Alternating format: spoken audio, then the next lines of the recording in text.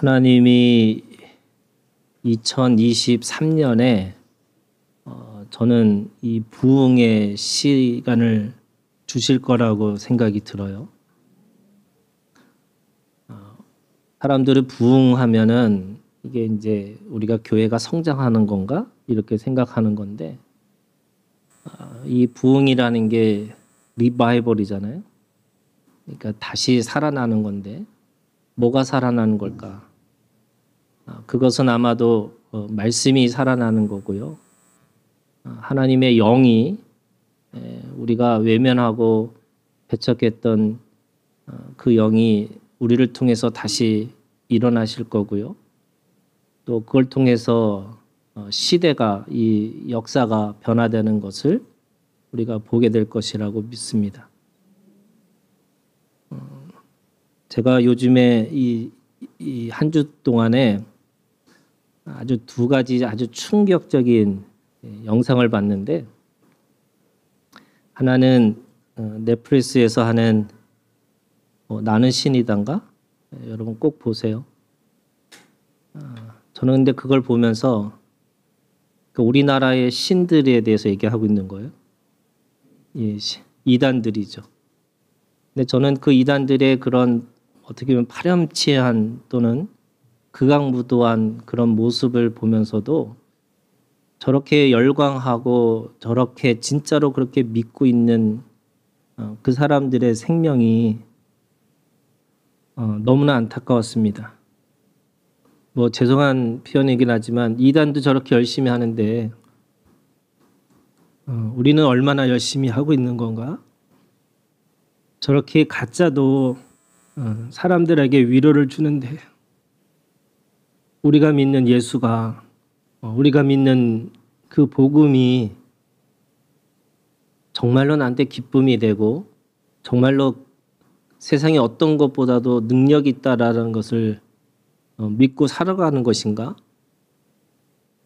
우리가 말로는 믿는다고 말하고 또 말로는 우리가 신앙생활을 하고 있다고 얘기하지만 과연 얼마만큼 내 전부를, 또 내가 얼마만큼 그 생명에 대한 안타까움을 가지고 살 수 있을까?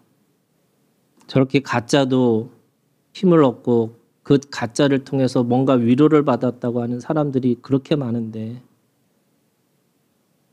진짜 믿고 진짜 예수를 내가 따라간다고 말하면서 과연 그럴 능력을 가지고 살아가는 건가? 이런 마음이 생겼습니다. 또 한 가지는요, 미국의 에즈버리 신학교거든요. 그 신학교에서 지금 이 한 달 동안 매일 모여서 기도하고 뭐 대단한 부흥사가 대단한 뭔가 일어나는 것이 아니라 그들이 함께 모여서 기도하고 하나님의 말씀을 듣고 또 그걸 통해서 하나님 앞에 어떻게 이 시대에 젊은이들에게 소망을 줄 것인가, 그들의 가지고 있는 구호가 이 레디컬 휴머니티라고 하는, 그거를 굳이 번역을 하면 급진적인 겸손 또는 근본적인 겸손, 이렇게 해석을 할 수 있는, 그래서 하나님이 이 시대에 하나님께서 일을 하시기 위해서 그렇게 한 달에 지금 벌어지고 있는, 그래서 사람들이 그 교회 예배당에 들어가기 위해서 2km 정도의 줄을 서고 있는 그런 모습들을 우리가 볼 수가 있습니다. 저는 동시에 우리가 꿈꾸는 거예요. 2023년에 부어주실 이 부흥의 이 시간에 과연 우리가 얼마만한 그릇을 준비하고 그 은혜를 담을 수 있는 그런 마음의 이 그릇이 있는가, 이런 생각을 해보게 됩니다. 여러분, 저는 늘 주님 앞에 깨어 있으라고 하는 말씀이, 평상시에는 우리가 평상시로 살지만 이 은혜를 부어주실 때 깨어서 그 은혜를 받아야 되는 것이 어쩌면은 우리가 가지고 있는 또 다른 사명이라고 생각합니다. 여러분, 이 부흥을 준비하시는 여러분들의 마음의 그릇이 되기를 주님의 이름으로 축원합니다. 그래서 제가 지금 어제부터 기도를 하고 있는데 뭐 다른 교회 어떻게 하는지 모르지만 이 부흥의 이거를 어떻게 우리 교회 안에서 또 하나님이 지금 이 시대에 부어주고 있는 이 부흥을 은혜를 우리가 어떻게 담을 수 있을까 이런 생각을 좀 하고 있습니다. 반드시 해야 한다는 건 아니고요. 지금 생각해 보는 건 이런 거예요. 우리가 24시간 집회를 하면 어떨까? 뭐 이런 생각을 해봅니다. 할 일이 너무 많죠. 저도 할 일이 너무 많습니다. 그런데 이 시대에 하나님께서 이 부어주시는 이 부흥을 우리가 받고 우리가 그걸 통해서 이 시대를 변화시키는 일들을 해야 되지 않을까. 우리가 크로노스라고 하는 일상의 시간을 살지만 어느 순간에 하나님께서 카이로스로 하는 시간을 주시면 여러분 그 시간에 이 모든 것을 다 내려놓고 참여하는 것들이 있어야 되는 거죠. 하나님이 어떻게 일하실지 모릅니다. 성령께서 오늘 우리 가운데 어떻게 이것을 통해서 일을 하실지 모르지만 일단 제가 뱉어보려고요. 이렇게 꿈을 꾸는 거죠. 이런 생각을 하고 나누고 그러면 그런 사람들이 또 일어나겠죠. 저는 그걸 믿습니다. 사람의 생각은 하나지만 그리고 다양하지만 하나님은 성령도 한 분이시고 하나님도 한 분이시고 예수 그리스도 한 분이시니까 그 시대의 모든 하나님의 사람들은 서로가 말하지 않지만 동일한 생각을 하고 그 동일한 시대를 함께 준비한다라고 믿습니다. 그런 의미에서 저는 우리 이 하나님께서 이 공간을 주신 것도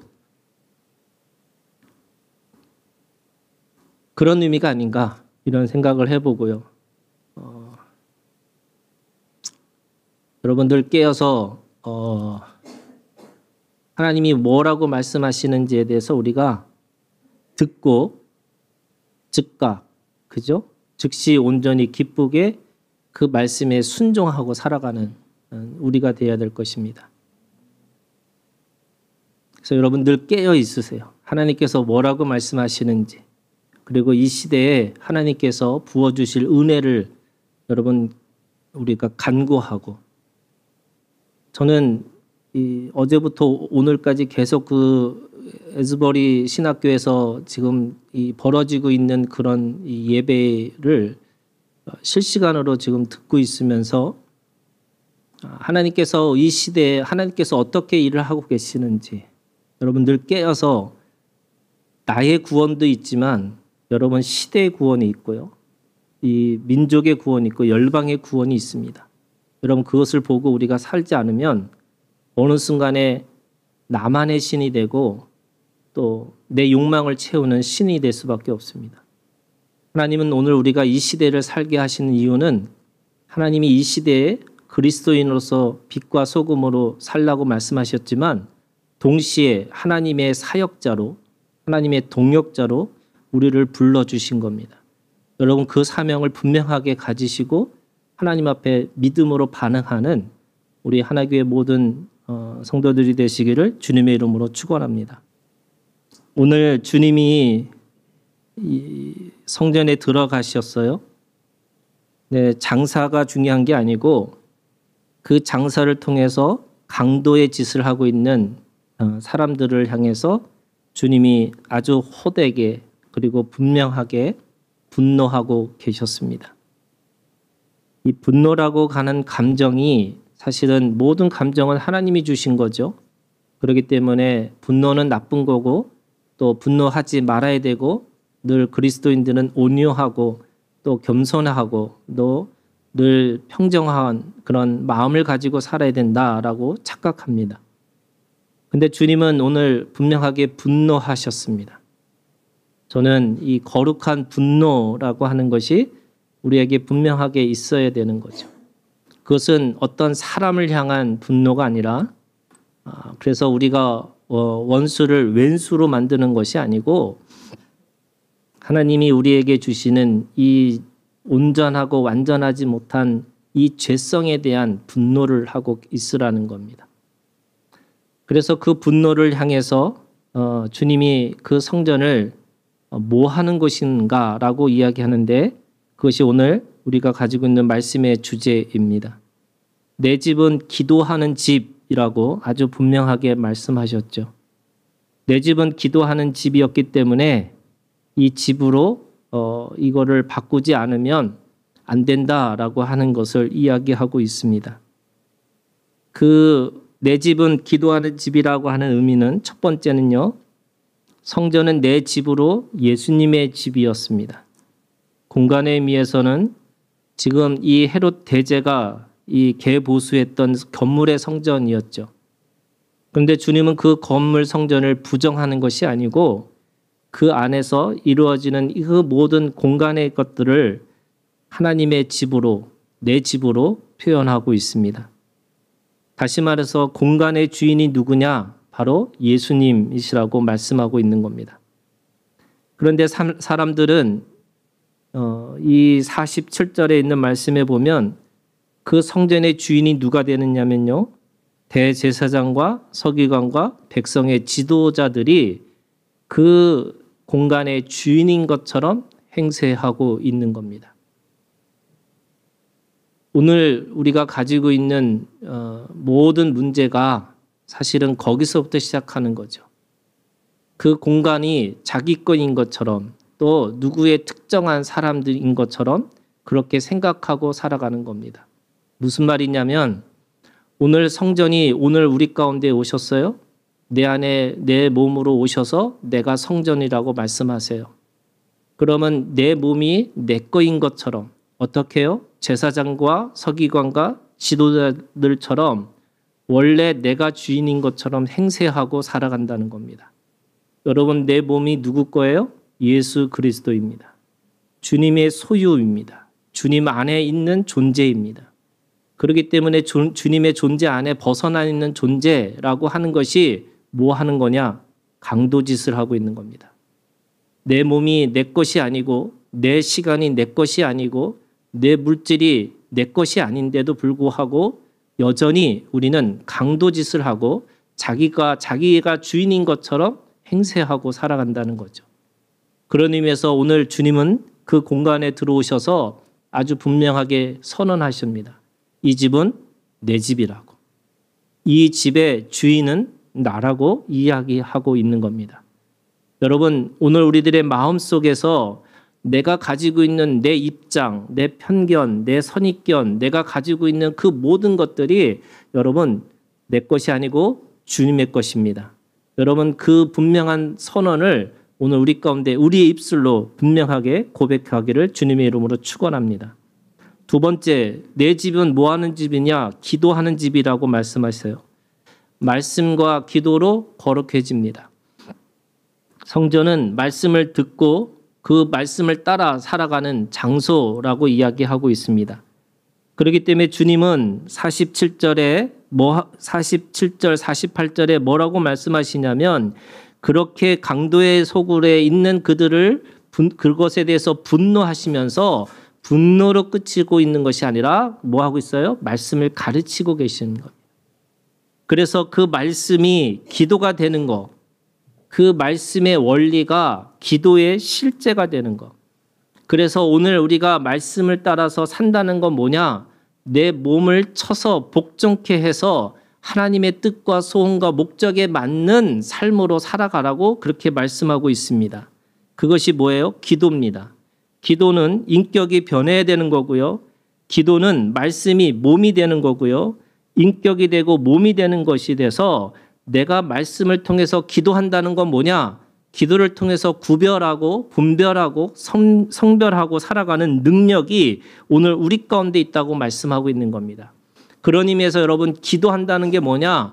사실은 내가 가지고 있는 가치관과 내가 가지고 있는 세계관과 내가 지금까지 받았던 그 모든 내가 가지고 있는 상처와 아픔조차도 예수 그리스도로 그래서 그것을 통해서 가치가 변하고 세계가 변하는 바라보는 관점이 바뀌었다고 우리에게 말씀하고 있는 겁니다. 여러분 하나님의 공간은 하나님의 말씀으로 충만케 되어지는 건데 그 말씀으로 충만케 된다는 게 뭐냐? 오늘 말씀이 눈으로 보고 귀로 듣고 손으로 만진 바 되어지는 하나님의 실제로 드러나야 되는 거죠.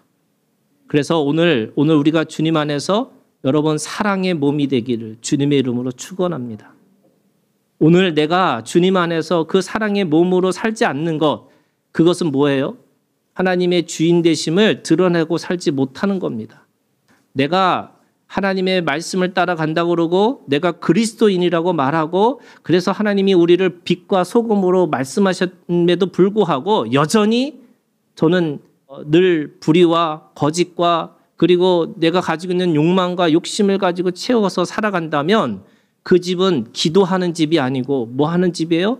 내가 주인 돼서 예수님이 주인인 것처럼 행세해놓고서는 내가 원하는 욕망을 채우려고 하는 겁니다.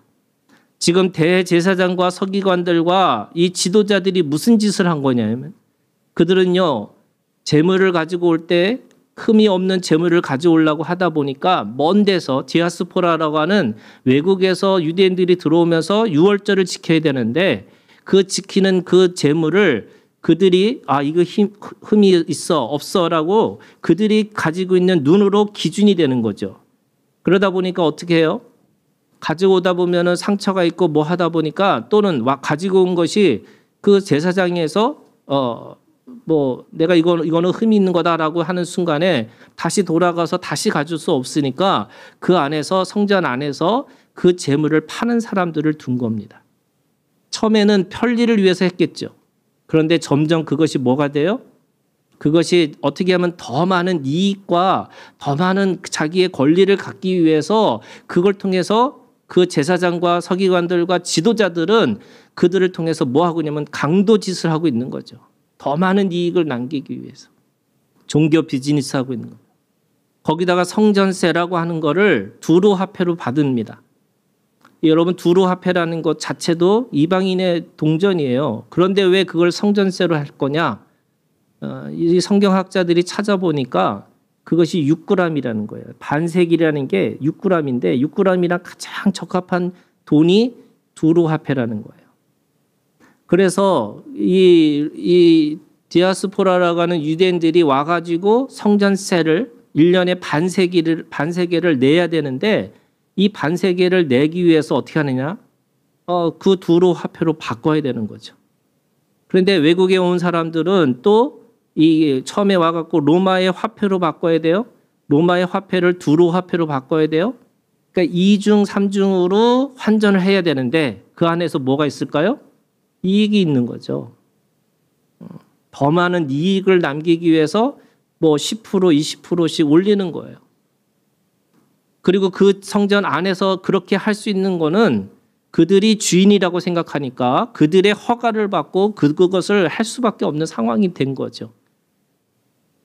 제가 미국에서 오자마자 어떤 한 자매가 다이아몬드가 되는 게 꿈이라고 그래가지고 제가 못 모르고 내가 다이아몬드 너 만들어줄게. 우리가 기도하면서 다이아몬드 한번 해보자. 이렇게 얘기했어요. 그 다이아몬드가 뭔지도 잘 몰랐어요. 근데 제가 다이아몬드 만들려면 야 다이아몬드를 일단 데리고 와봐라.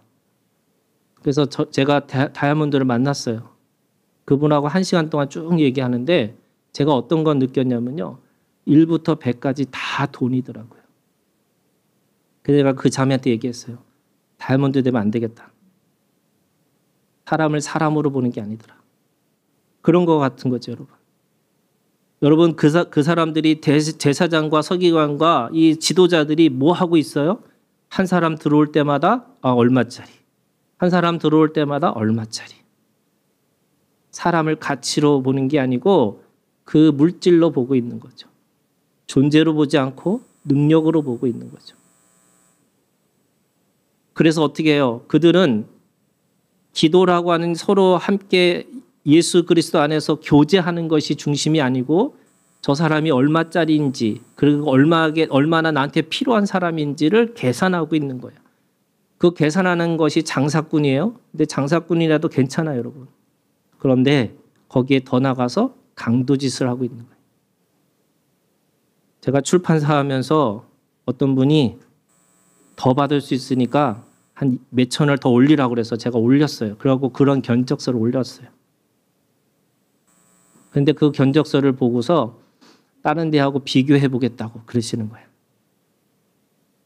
제가 사실은 지금까지 계속 고민 중이에요. 내가 왜 그랬을까?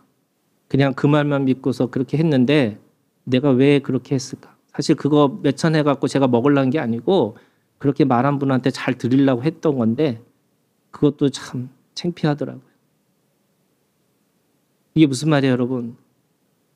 우리는 강도짓을 안 한다고 그러고 장사꾼의 눈으로 보지 않겠다고 그러고 그리고 정말 하나님 앞에 잘 하겠다고 하는데도 불구하고 여러분 그냥 사람들은 그냥 머리로서 이미 계산하고 있는 존재예요. 성전은 기도하는 집이라고 말씀하신다면 여러분 기도는 오늘 우리 가운데 강도의 눈으로 보지 않고요. 옆에 있는 사람을 지체의 눈으로 보고 또 한 형제의 마음으로 보고 그리고 내 몸의 한 부분으로 보는 거라고 말씀하고 있어요. 주님이 성전으로 들어가셨어요. 성전의 주인이신 예수님과 그들과 함께 교제해야 하는 시간이죠. 말씀을 가지고 함께 교제해야 됩니다. 그것이 기도입니다.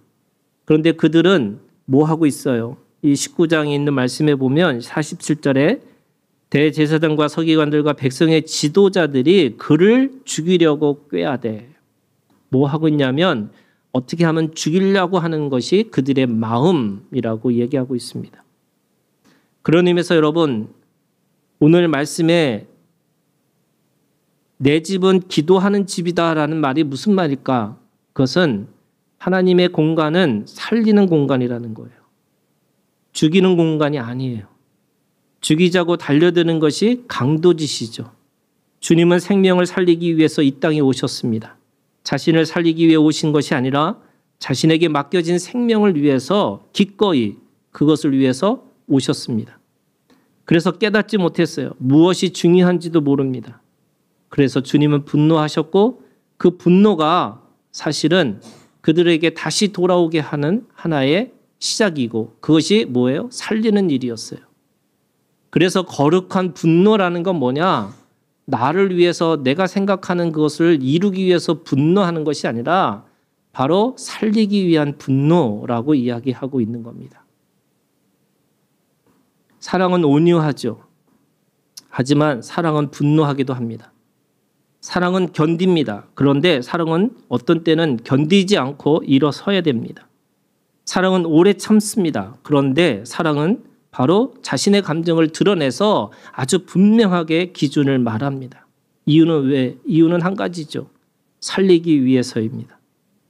살리기 위해서 분노하는 것이고 살리기 위해서 아니라고 말하는 거고 살리기 위해 자신의 고상하고 괜찮은 그 인격도 버리고 투사가 되기도 하고 또 용사가 되기도 하고 또 그걸 통해서 싸움꾼이 될 수도 있습니다.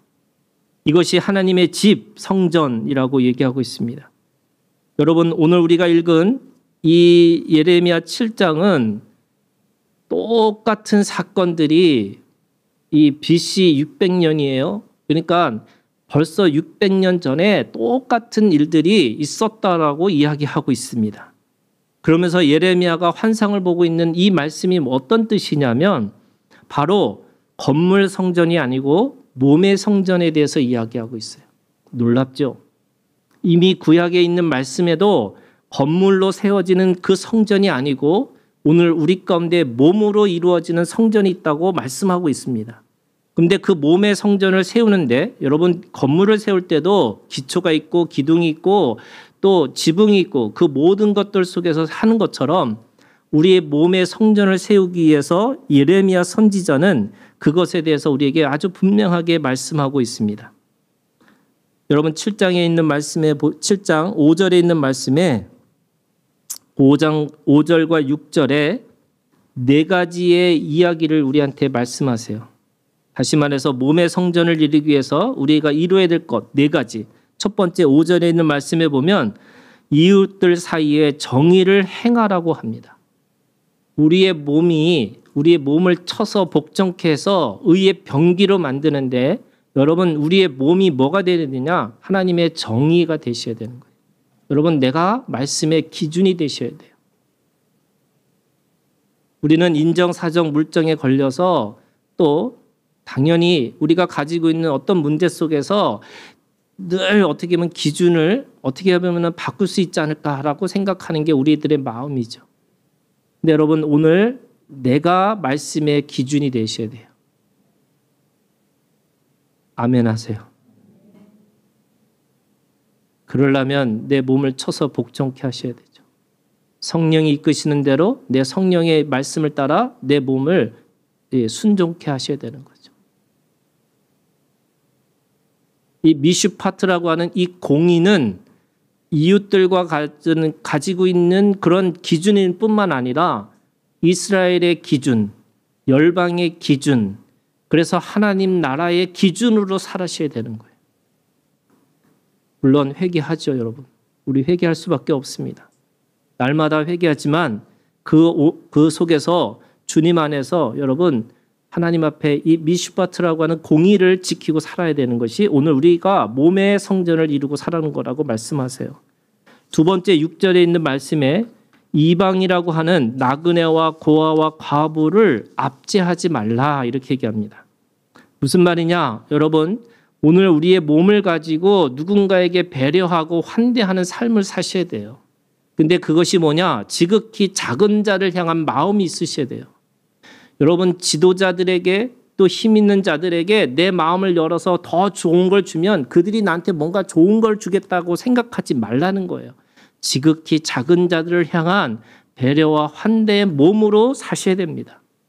그것이 오늘 우리의 몸의 성전을 바르게 만들어가는 것이라고 말씀하고 있어요. 세 번째는 6절에 무죄한 자의 피를 흘리지 말라는 거예요.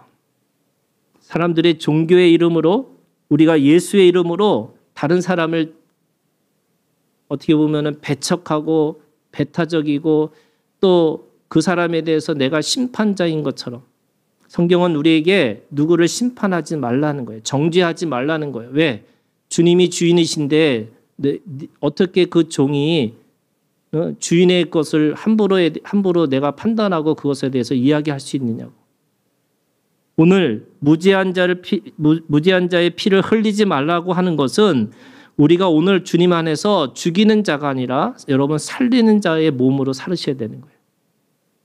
그래서 가능하면 여러분 죽이는 것에 대해서 내가 힘을 쓰지 않고요. 살리는 것에 내 힘을 쓰고 사셔야 됩니다. 내 눈이, 내 몸이, 내 손이, 내 발이 살리는 것에 빠르셔야 돼요. 성경은 거꾸로 합니다. 내가 죽이는 것에 내가 손이 빠르고 내 발이 빠르다고 얘기하고 계세요. 여러분 오늘 우리가 주님 안에서 뭐에 대해서 세상의 이 죽이는 말에 대해서 듣기에 우리가 둔하고요.